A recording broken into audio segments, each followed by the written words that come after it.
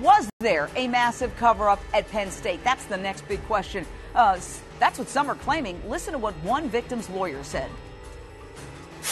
How can a 55-year-old man in his position never get another job?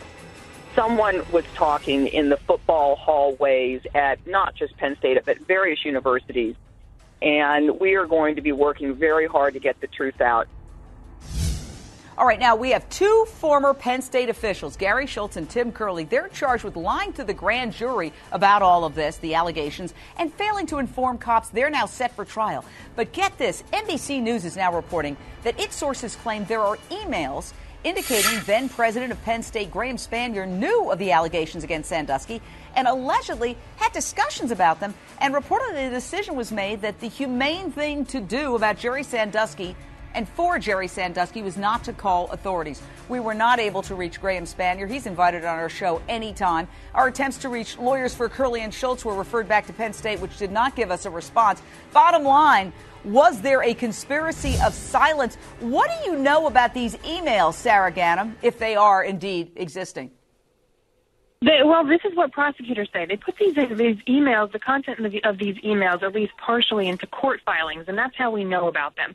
So prosecutors who have charged Curley and Schultz with perjury, in a response, Curley and Schultz basically made a motion to the court to have the case dismissed for lack of evidence.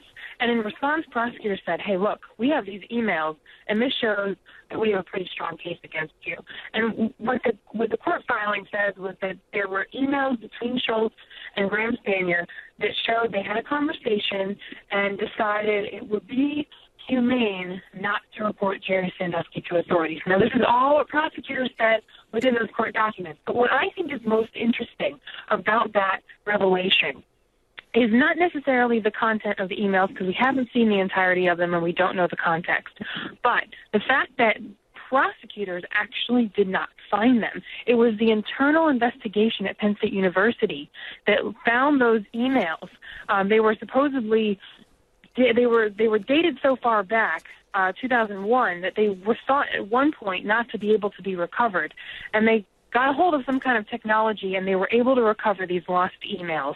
And they turned them over to the Attorney General's office. So it was actually Penn State's internal investigation that dug them up. Wow. Great information.